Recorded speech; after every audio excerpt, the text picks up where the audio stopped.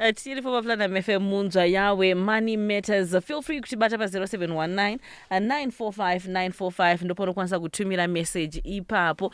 Ndina Mr. Shambira, Mr. Madzivanyika, as well as our lawyer Sharon Shoko. Titaura nezvinyaya dzese dzaunoti dzanziri pending mazuva ese pane nyaya dzewill newill writing nekucontesta will zvese change tichikurukura ipapo. Asi semazuva ese kutora kwandaita kana titanga kudai so tinombotanga tamborangaridzana kuti pazowani kwakache kuti vanhu vanga vachigowana chinofanira kunge chatomboshandwa chinofanira kunge chiripo. Mr. Shambira tototi makadii tokugamuchirai? Aiwa tete Shami tinofara risei basa renyu. Basa riri nani zvaro hameno makafamba henyu mushe. Aiwa Mwari wakatichengeta mukaona tichidzoka kudai. Ichokwadi ichocho. Asi ngatitange nekubva tapinda pa 50-30-20 ndaona Madzivanyika vachiti iyi ndoda kutomboinzwawo handisi kuiziva. Alright, tete Shami, I think isusu theme yedu gore rinotuta kuti hashtag gore rekuita sei? Rekuita mari. Rekuita mari. Saka isusu toda kuti ma-business people out there waita sei? Waite mari. Saka sesu taimbotaura takatongotaura kuti isusu every program yedu 50-30-20 ndio inenge itori nhanganyaya. Saka 50-30-20 sekutaura kuti tinogara tichiita tikutaura kuti imimi ma-business people out there zvakakosha kwazvo kuti tinge tichiapply that 50-30-20 rule nenyaya yekuti inotibetsera kuti tikwanise kunge tichitocreata tinoti ma-cash reserves.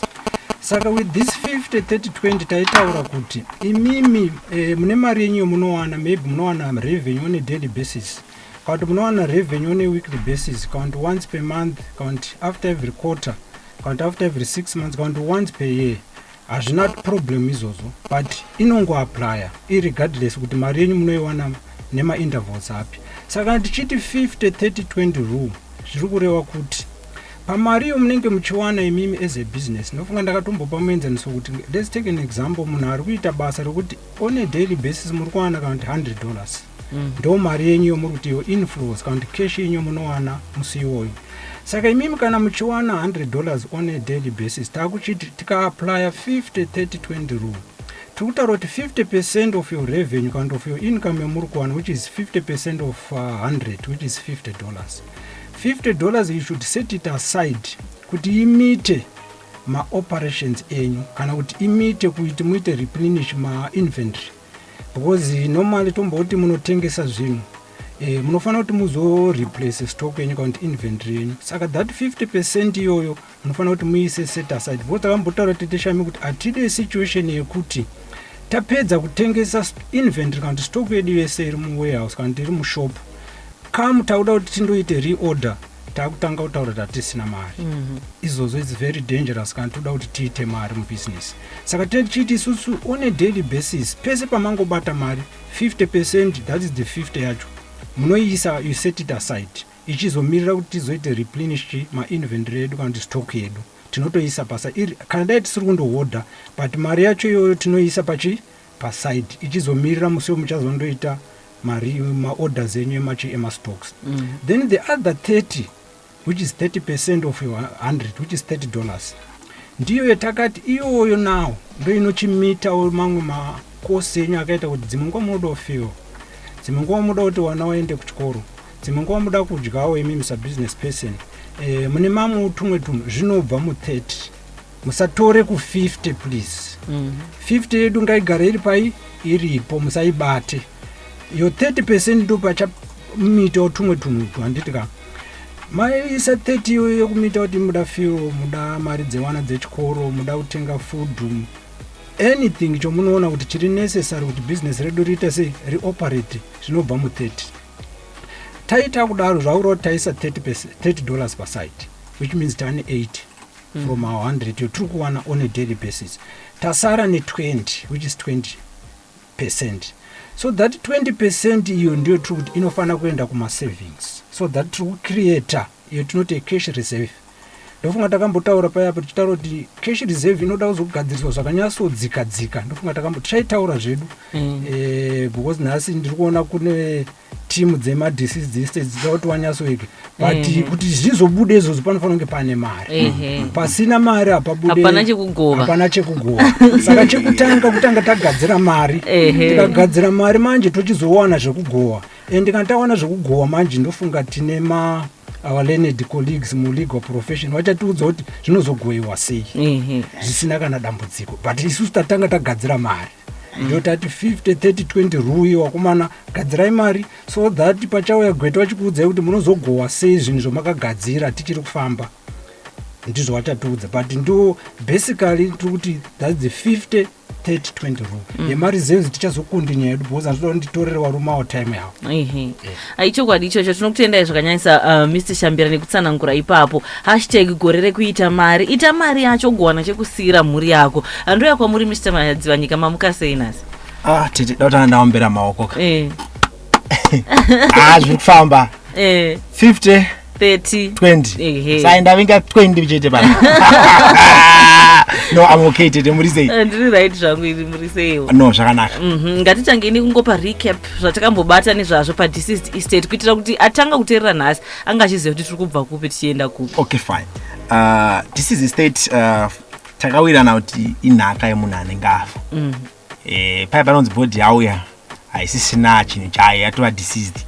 But nhaka yaingogovewa chigovero charaira kare chekuti ndine bankuru ndine sawira ndaiwirana nemunhu ndakutora mombe takati isu tinoenda kumatare pa 14 days tofanira kuita tora death certificate toenda kumatare tonoregister inonzi deceased estate topiwa reference number yedu kana zvavampo torekoda inventory yatinoti pfuma yanga chataura navashambirai yemareserves zvakashandwa nemunhu zvese tarekoda vakadzi vake takaramba kuti varume vake takati vakadzi because takati mukadzi kudaita varume vakawanda hazvitenderwi nemurayiro saka murume wake kana kuti mukadzi wake kana kuti vakadzi vake handiti kane vana vake takataura nyaya mubhandirimo andiuimba kuti lawyer nhasi achatombotitsanangura kuti ko mubhandirimo anoitwa sei because isu sema-accountants pane patakasvika nayo handiti mobva machizo inonzi edict meeting pamunozounganidza vanhu vese vari interested nenyaya yenyu panova mutsangano wokutanga.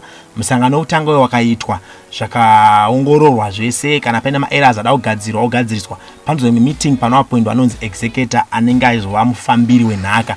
Patakamba meexample yekuti ndinogona kuti vashambira vakanditi Madzivanyika ndiwe sawiro wangu ndiuchagova nhaka ichokwadi asi Madzivanyika anofanira kuzenge ane simba rinomupa rinonzi letter of administration yaanopiwa nedare ozotanga kufambira nhaka kuzvikwereti kupi tozoenda kumapepa kwatinosvika takuannounce kuti kunonzi kugovernment gazette nekuzimupapers kuno platinum moto yatotokuisai baba redu atinaro mova maadvertiser then nyaya yakazore arise yata kuti tizouya nemuenza chasomana tete ndeyekuti ko kana vashambira vakanyora wiri rero moti zviri muwiri hazvisi ko kana ndakanzi sawira handachagova nhaka vana vashambira kuti sawira hatisi kumuda saka tota nyaya legal matters pertaining to will pertaining to deceased estate kuti ndeapi mamwe ma-issues angavekondesa saka isi takaona kuti patakasvika nayo pakuda vakadzidza mutemo chaiwo manje usiri wedu company law corporate law takuda vakadzidza LLB chaiwo saka ndo vatinawo nhasi ndakudzosera ngwaona tete Shami vachiintroduce muenzi vatinayo. Thank you so much Mr. Madzivanyika nekutipa brief summary yezvatakataura nezvazvo. Sekutaura kwamaita nhasi mustudio tina lawyer tine gweta redu Sharon Shoko. Makadii tokugamuchirai pachirungu? Tiripo tete makadii. Aiwa tinofara kuva nemi kudai so nekuti mibvunzo yacho katakapedza taona kuti haichaziyedzera redu. Aiwa tauya kuzozvigadzirisa. Saka kana uine mubvunzo une chekuita newill writing nyaya yekucontesta iyoyo wotumira message pa 0719 945 945. Ngatitangei nekutotsanangura chaiko pa will writing pacho ipapo kuti ndeapi macomponents atofanira kunyatso include akakosha kuitira kuti kana ndichinge ndisisipo nhaka izogoyiwa zvakanaka. Okay. Chekutanga panyaya yechinhu chinonzi will arina standard precedent kuti tingatoti will rinotanga nezita rinotevera mutupo rotevera chichi. Will ingori chinhu chinonyorwa chichi express zvinoda munhu chero kanyora kari kapepa ongosaina as long as pachikwanisa kuti kabatanidzwe kuti mufi ndiye akanyora chete. Chero kachinyora ukachiisa pasi pembedha wako iwill, ukachinyora ukachipa mufundisi iwill, ukachinyora ukachipa gweta iwill, ukachinyora ukapa shamwari yako kuti chengeta iwill. Chinongonzi will chinhu chinenge chakangonyorwa kuti kuti inini kana ndazofa midziyo yangu ngaigovewo zvakati zvane zvakati. Saka mazuano sekuziva vanhu vakuziva zvakawanda will ravanhu vakuziva kuti will rinochengetwa zvekare kwamaster of the high court. Alright. Saka ikoko kwamaster of the high court it's a better option because pasati patogovewa master anobvunza kuti pane will here remufi ramunoziva.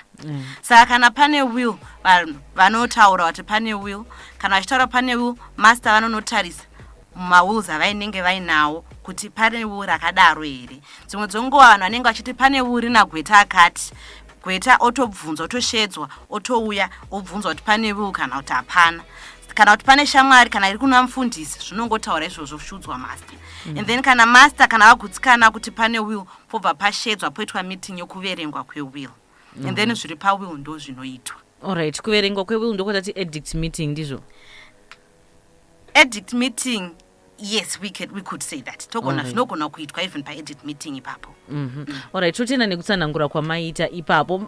Saka kureva kuti kana ndikasiya ndataura nemuromo kuti aiwa mai vangu vachazotora chakati, ninge achazotora chakati, azvishande izvozvo. It has to be something chiri written. It will.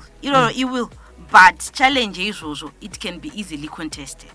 Kuda kwemufi. As long as pasina kudonzerana, ingori will. But it's easier kana yakanyora because panogona kuti vanhu vanogutsikana kuti zveshuwa mufi akataura zvakati. Alright. Tinotenda zvekare ipapo. Send a message pa 0719945945 kana uine mubvunzo kana zvekuda kunzwisisa panyaya yewill writing nekuzoverengwa kwewill racho. Matsanangura mukati zvanyorwa musi wasvika wemeeting wakuda kuti unge uchipresentwa will riyari handiti. Ini hangu sehanzvadzi samai nini samai guru handina kugutsikana ndinoita sei? Kana munhu asiri kugutsikana newill anoenda kuhigh court. Ononyora mapepe kuhigh court achiexpressa kuti inini will iri handisi kugutsikana naro nekuda zvezvikonzero zvakati nezvakati nezvakati. Dzimwe dzenguva will rinonyoresa hama, dzimwe dzenguva dzinonyoresa munhu will akurwara. Handiti dzimwe dzenguva munhu anonyoreswa will sekuti for example ndiri kurwara ndiri kuchengetwa natete. Pane dzimwe dzenguva dzokuti will riya rinenge rakanyora pamusoro pekuti ndiri kuchengetwa natete rega ndifadze tete. That again is a ground yokuchallenge. Tsando yatuti duress.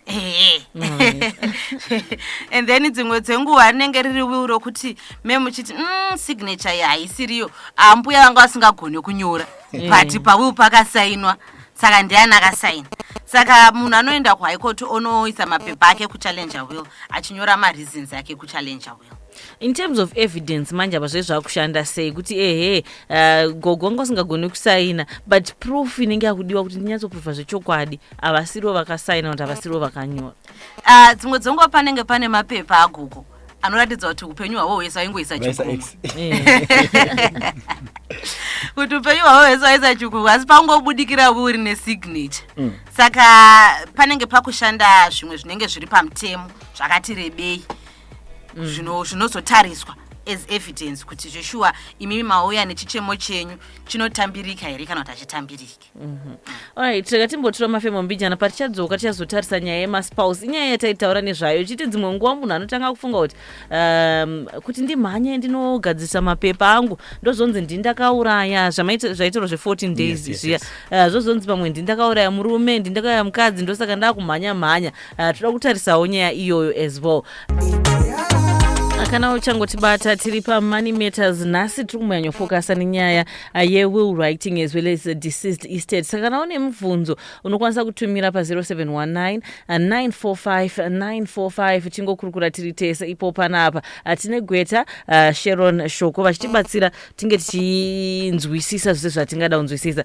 Saka tisati taridza song Gweta tambotaura nezvenyaya yekuti vanhu vakawanda vanoita kakutya ikako kuti ndikabva ndakasika kumhanya kuti ndifambire mapepa acho will riverengwe nezvimwe zvakadaro ndozoita sekuti ndini ndine chekuita pane mufi. Ngatitaurei nyaya yekukosha kwemadates, nyaya yekukosha kwekufambirana nenguva in terms of kugadziriswa kwewill racho.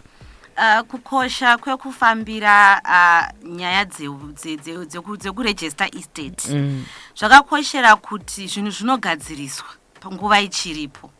Dzimwe dzenguva unenge uri spouse uchifanirwa unge zvinhu zvichiuya kwauri sebeneficiary uri spouse wobva wangoverengera kuti ndichazo kusvika newewo washaya saka ndo rimwe dambudziko rinoitika kana iwewo washaya dzimwe dzenguva wanga une maitiro because ordinarily munhu kana ari surviving spouse ndiye anogova ndiye anowanzoita execute kana execute not execute saka nguva zhinji unosvika pakushaya weiwe anozosara kuita executor yenhaka yemurume wako akashayawo usati washaya anegona kuzoita nenzira imwe yokuti iwewo yanga isiriyo nzira yanga uchida kuti itwe nayo saka vanhu vanetsike kungodisposa property zvakadaro but zvinozonetsa munhu unenge watengesera manje because iye munhu unenge watengesera kuti anochinja zvezvakunetsa anenge akungonzi mudziyo uyu uri muzita remufi saka mufi hatengese chinhu handi muri kuona saka zvakakosha kuti zvinhu zvigadzirwe mapepa agara akarongedzwa saka that's all. Alright, thank you. Pana kutumira message hanzi ko ndikanyora will ndakaisa mazita asingazivikanwe pamusha zvakafanana nekupa zvinhu zvese hazvo kuma girlfriends nevana vemusango. Izvi zvinongobuda musi weungano iyi. Asi vanhu ava hapana contribution yavakaita pakushandwa kwepfuma pamusha vaisavapo asi ndo vanowanikwa vachipiwa mabenefits. Zviri izvo zvasarudzwa nemufi mungati nezvakadai.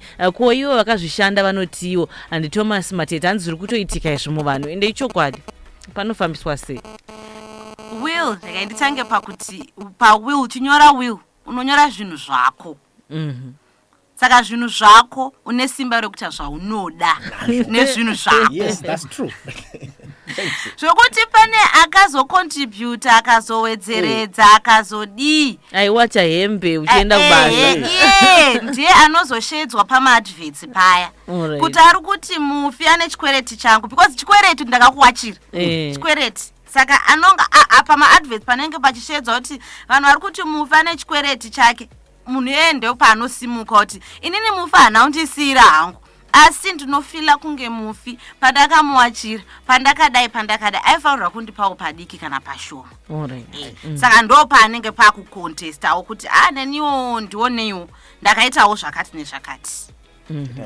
but kuti toti munhu nokuda kwekuti aisa magirlfriends zvinhu no zvinongoshanda munhu zvaanoda nezvinhu zvake ndo magovero anoita zvido zvake kunyanya and then pane imwe nyaya yakanetsawo futi ipapapa yekuti yaitaurwa navamadzibva nyika kuti murume kwaafira ikoko hanzi ndiani wokonzidwa zichi surviving spouse matrimonial ane matrimonial benefit ipapo ndopada kuti mbotitsanangurira kuti panofamba 7 ndafira kune mukadzi wangu wechi6 ndokwaitora rufu ndokwandafira 50% yesurviving spouse panofamba sei pamwe mukadzi wekutanga amasivanda vandori nemuchato pandafira kusina muchato panoitwa sei anonzi surviving spouse ndiani matrimonial benefit inofamba sei okay surviving spouse mukadzi wemufi panguva mufi achishaya wechi6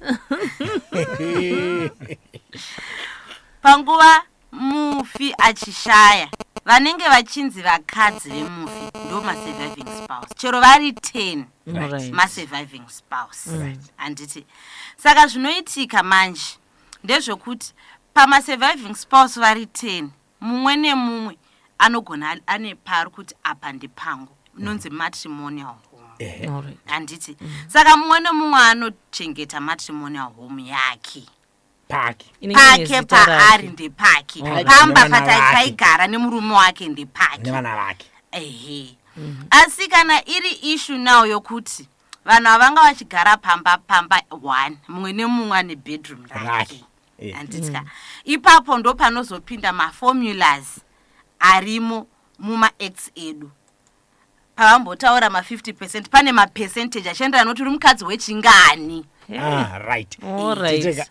saka pane mapercentage ipapo kuti mukadzi mukuru ane yake hombe zvichifamba nekutedzana kwawo alright pakuti mukadzi mukuru pari kukonzidhero kuti ane vana vangani kana kuti ezvinonge zvangori mukadzi mukuru ndiye ari kuwana ane muchato here pakuti manje pakugova manje nhaka vana vanogara vane yavo percentage saka vana vese vagara vane yavo percentage but pangori nehierarchy yokuti mukadzi mukuru mukadzi wechi2 mukadzi wekuti saka that hierarchy is considered but vana vagara vanongofanana kudhara before pauya machanges painzi mwana mukuru ndiye anotora zvinhu but that has since zvakapera izvozvo vana vese vanowana mataura nyaya yemwana mukuru kozita nyaya yekuti mwana mukomana mwana musikana zvakufambiswa sei ipapo zvaimboveko ndezvekudhara kuti ainzi mwana mukuru mukomana ndiye anotora nhaka yababa yese but izvozvo hazvichashandi mwana wese angomwana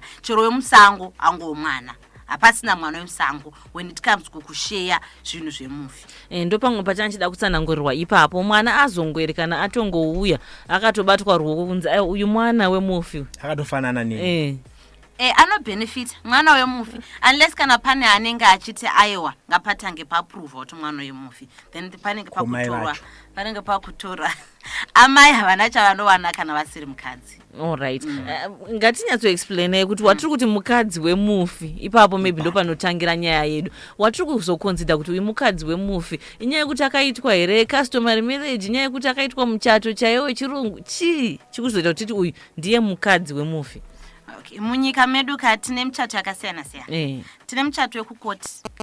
Anditi chapter 5.17 nembove chapter 5.111. Anditi saka muchato wekuisana ring yawe unonyorejistwa muchato. Anditi and then tine inonzi unregistered customary law marriage. Anditi unregistered customary law marriage ausi muchato unonzi wakarejistwa. Anditi asi iunion inoconsiderwa kana pakuitwa zvekugovwa zvenhaka. All right. Saka in that it's an arrangement inonetsa but panenge pachidiwa panombonzi pari kudiwa hama papa dzichidiwa kuti dziwe kuzopupura kuti zveshuwa uyu tinomuziva ndiye angari muroora wekumusha tete shami saka iye anoconsiderwa futi se-surviving spouse. All right. Saka 6 vaya vatokwana vese and the 6 vaya vanokwana because pa munyika medu futi mutori nemuchato unotarisa unorecognize vakadzi vakawanda wokuti unenge uchitoti inini ndiri kuchata neava patoitwa space wokuti pane vamwe vachazouya mumashure unenge uri registered iyo inonzi registered customary law marriage. All right. Wasiyana ne-unregistered customary law marriage wokungonobudisa unobhadhara mombe mongogarisana zvakadaro.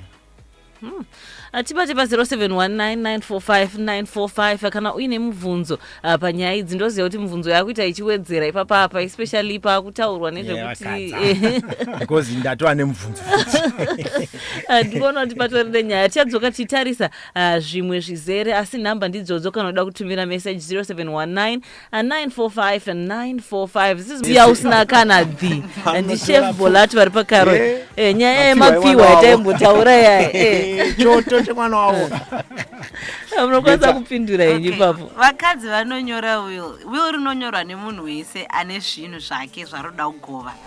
Saka vakadzi vanonyora will process yokunyora will like ndambotsanangura earlier kuti kana une kaenvelope kako une kapepa kako uchida unongonyora kana uchida kuti ringe rakachengetedzeka zvekuti harishayikwe ndopaunoenda kwamaster of the high court unongonyora zvaunonyora muwill mako unonotoisa muenvelope ungosvika ungovatambidza ungoti aiwa musarivhure kana kuti unongonyora ungonovapa kuti ndichengetereiwo pane kamari kavanongokuchaja ikoko but ndoko vanochengeta and then vakadziwo vanotenderwa kunyora mawill.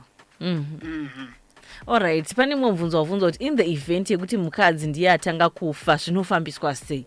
Kana mukadzi atanga kufa surviving spouse murume yakanaka iyi mainzwa here surviving spouse murume ndatopinda saka zvese zvatachimbotaura kuti mukadzi anogona kudai murume ndozvaanongoita anokwanisa kuitawo izvozvo. Ko nyaya yemapiwa yanetsa kuti zvinhu zvemukadzi makichen unit mastove zvinotorwa nehama dzemukadzi zviya zvinhu zvinongoitwa pachivanhu chedu but pamutemo chaipo zvinhu zvemurume surviving spouse ndo panobuda nyaya yayo inonzi property grabbing kuti vanhu kudhara vanga vaine tsika yekuti kana munhu akafa vakuenda vakunotora zvinhu saka in that case zvemapiwo kana murume asingapokani nazvo zvinoitwa but kana achipokana nazvo vanhu hama dzemukadzi dzinenge dzine mhosva inonzi property grabbing kunotora zvinhu nechisimba zvekuti anokwanisa kutoendawo kune mitemo otaura kuti vanotoenda kumapurisa. Alright, mautaura zvekare kuti hanzi ko surviving spouse ikazofawo asina kunyora will, who will benefit from the inheritance? Zvinodzokera kuvana here o hama dzemukadzi, for example imba handi Dr. Piri vari kubhanketi vari kutumira message iyoyo. Kana surviving spouse akafa paine vana, zvinhu zvinotorwa nevana. Alright. Saka rega ndijekese pakuti kana pana baba naamai nevana, baba vobva vashaya, pasara amai nevana.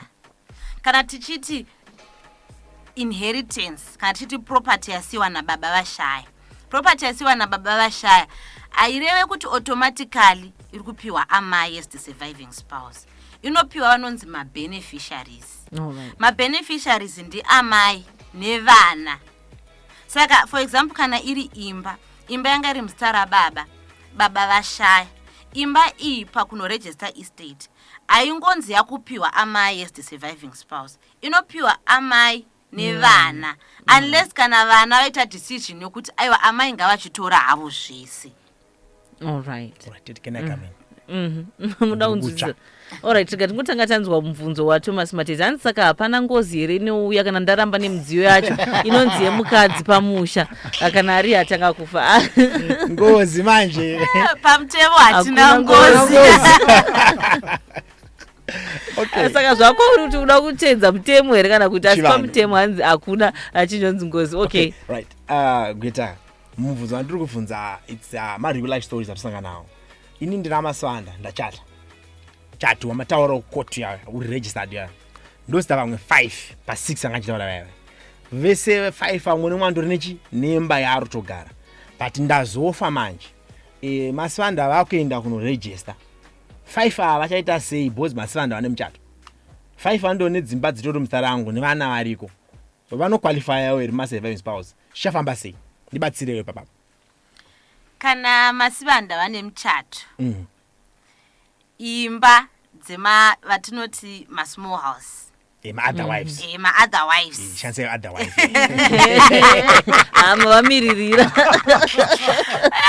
Ma other wives kana pane muchato uri muchato we 5.17 unoti mukadzi mumwe chete murume 1 tiri kuti isusu dzimba idzi kana dzichiri mumazita emurume masivanda vari kutoenda kunobvisa mumwe muimba iyo imba dzavo dzese kuvana manje asi vana mabeneficiary. Saka hazogarira mwana here mukadzi uyu agarire mwana unless kana makuda kudzifambira nenzira iyoyo, asi masivanda ndiwo vanonoita vanonomira se-surviving spouse.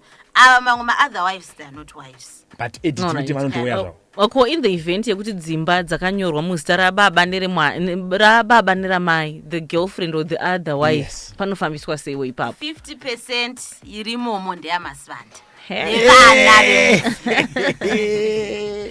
Saka unoti ndikona kuti zvakakosha kuti timbonyatsotaura nezvenyaya yetype of marriages ariko nekuma-benefits ma-disadvantages nezvakawanda, because ndikona kuti patori nenyaya hombe panyaya yema-marriages iyoyi. Pane angambobvunza akati manje mataura kuti munhu anenge akubvunza aniko kana mufi atoshayika zvinenge zvichabatsirei? Panyaya yatataura zviya kuti unenge uchitaura kuti ndini ndakachengeta munhu, ndaimubikira, ndaimuwachira, ndaimudii, ndofunga kana kunyatsonzwisa kuti anenge akubvunza ani. Pakubvunza kana iri nyaya yokuti ndini ndaimuchengeta, pane nguva panenge pachiregistrwa estate pai panoiswa ma-adverts. Kana kuti ukangonzwa kuti kwakunoregistrwa estate unoona kuti unomira-mirawo ikoko kusvika wakubvunza kuti muri kudei mataura nyaya yenyu, especially kwamaster. Chakanakira kwamaster ndechekuti kuri warm and welcoming. They are here to hear your issues. Anokupai nguva. Saka kangokuonaiwo futi muchimira-mira vanotokubvunza kuti muri kudei motsanangura nyaya yenyu vobva vakugaidhai kuti itai zvakati. Asi purpose yema-adverts aya ndeyokushedza vanhu vanenge vachiti mufi akafa ane mari yangu, mufi akafa ane chakati changu, kana kuti mufi akafa ndine mari yake, kana kuti mufi akafa ndine chakati chake ndoda kuchiunza.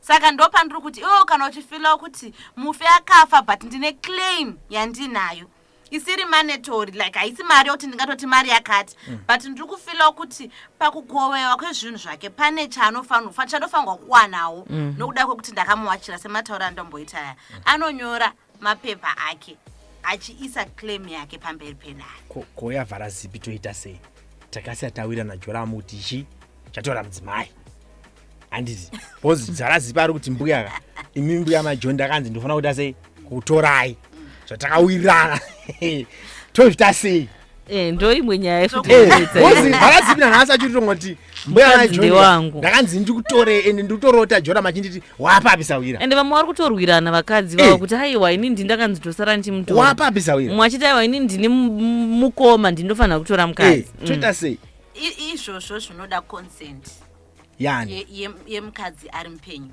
patika kana achibvuma nhaka yatinotarisa pamutemo inhaka yezvinhu kwete vanhu havagari nhaka vanhu havagarwe nhaka vanhu zvinenge zvazvezvemacultural alright saka vharazipa kuti angaitotadza nditi nhaka anenge achitotadza keep sending your messages pa 0719945945 kana uine mubvunzo panyaya yemawill yatiri kudiskasa nezvayo as well as the deceased estate hanzi kopa mwana wemusango anenge achishandisa surname yekwamai amai vanenge vakatoresa birth vega zvinofambiswa sei ndicalvin Joao ipapo panenge pakuita an issue yokuti pari kucontestwa here kuti mwana uyu ndewemufi dzimwe dzenguva anenge asitorina birth but panenge pane hama dzimwe dzenguva dzechitoziva kuti ava kune mwana kwakati asi kana kusina hama inoziva kuti kune mwana akati kwakati ndo panenge pakutodzoka futi nyaya dzatina shemkapi panenge pakuita DNA to prove kuti mwana uyu zvishuwa ndewe saka pane maprocedures acho nemaitiriro azvinoitwa and then imwe issue ndeyemubva ndiripo yekuti mwana akauya akatochengetwa ndo vanototi baba vake haatozivi kuti kune vamwe baba uko ane kodzero here yekuwana chimwe chikamu chepfuma kana pasina adoption haawani asi mwana wemufi kana kuti kana pasina inonzi guardianship zvezvoti baba ava vanenge vakuti ndini ndagarden ndakutora guardianship yemwana uyu because panenge pasina mwana uyu anongonopiwa nhaka kwababa vake saka chaivo pari trick takaroora vanhu vane vana vavo togara tovachengeta sezvatiri kutaura izvi otoenda kuchikoro kana ari musikana ndototora mari tonzi kuti baba ndozofa mwana wangu kawa handiti saka mwana uyu zviro here patiri kuroora vanhu vane vana vavo tinofanira kuenda kukoti tinopiwa inonzi guardianship tibatsire ipapo kuita hozi isusu tinongoti mwana azviva sanzu netsotso chidzaro tichitoenda netsotso dzesanzu but paroora ramataura moziva kuti hamutobvumidzwe kuti idya roora iroro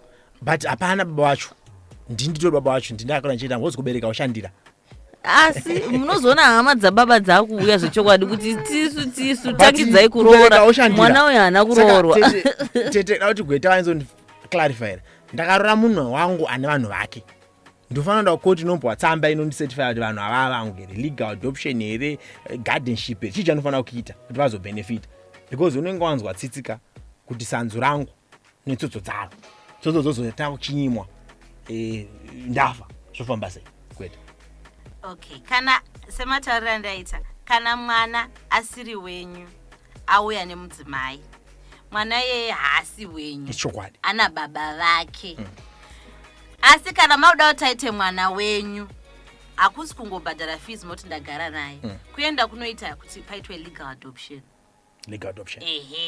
and then dzimwe dzenguva panenge pane pamwe mapepa memufanirwa kusaina semazuva ano vanhu vari kuenda kuna UK vari kuita sei handitika asi muri kuti kana makuenda kuembassy monzi aiwa haasi mwana wenyu hamukwanisi kuenda naye ndo pamunenge makuita mapepa eguardianship okuti shoshuwa haasi mwana wangu asi am the guardian yemwana uyu zvinoreva guardianship zvinoreva kuti I can make decisions on behalf of this child. Lawful parentis.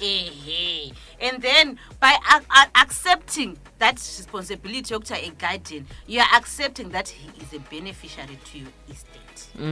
All right. Mutora kuti machinda angu ari kuteererawo. Watora munhu ane munhu wako. Kwanzi nagweta gara waita mapepa kuti mwana waye ate mwana wako kuti kana wazvicharoora unobudisa mapepa kuti mwana wangu zvechokwadi.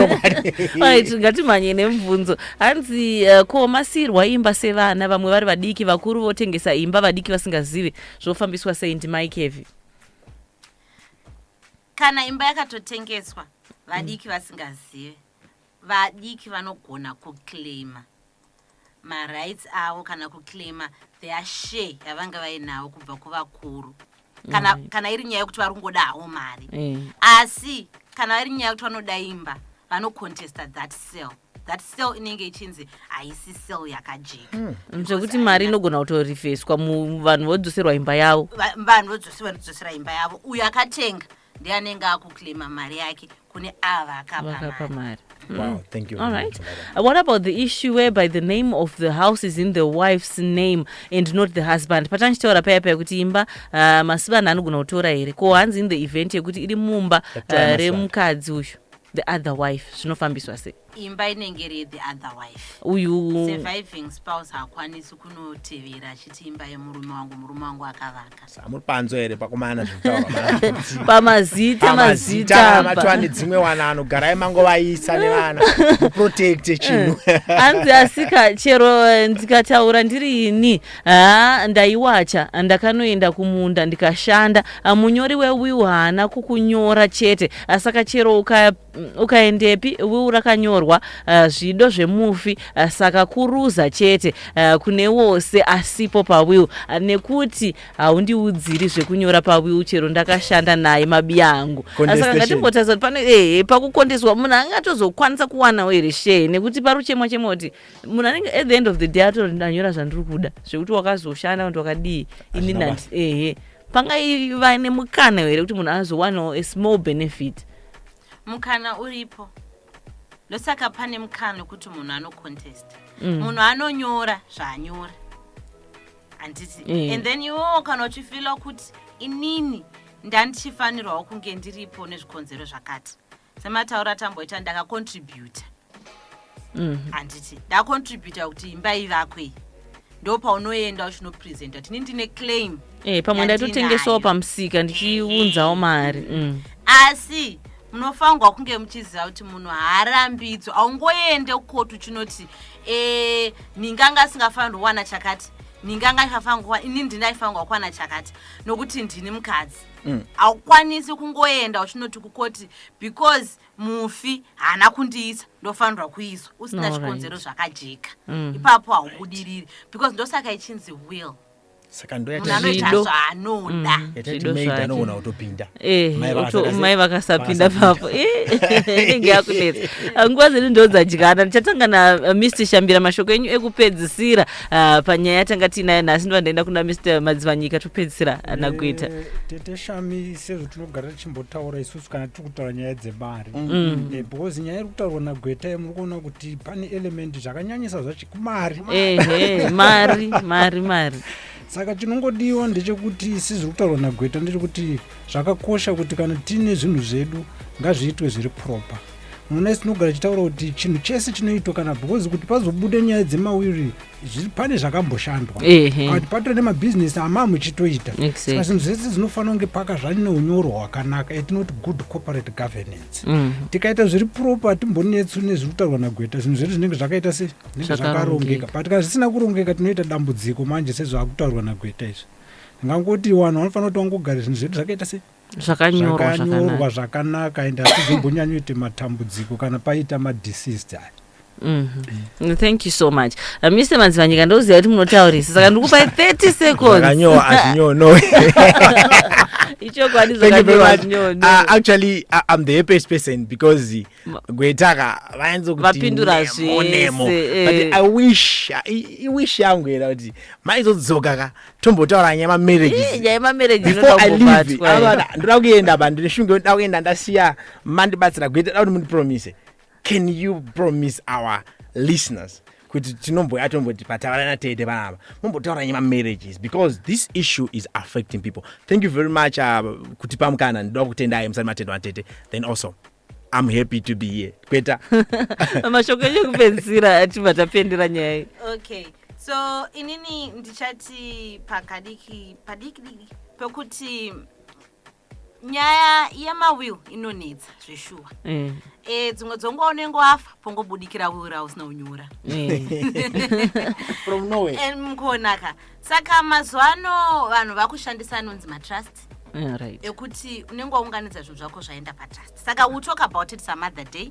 So in conclusion, tinongopawo vanhu assignment yoti vangotsvaka nechinhu chinonzi trust kuti chinobatsira chii chinoshanda chii. Kuti pandinodzoka vanenge vakubvunza mibvunzo yakajekesa kuti toita sei kuti tigadzirise zvinhu zvedu, because unogadzirisa uchiri mupenyu zvinhu zvongosara zvakangomira zvakangodaro. Hapana anouya achiti ini ndakanzi because unenge watodhizaina chinhu chako chokuti zvinhu zvangu izvi zvichashanda ndafa zvakadai zvakamira zvakadai. So I think in conclusion that will be it. All right, thank you so much Gweta Sharon Shoko. Thank you Mr. Madzivanyika as well as Mr. Shambira. Ngatisangane zvakare tienderera mberi tichitaura nyaya idzi. Signing out with Oliver Mtukudzi. Ramangwana rirongere.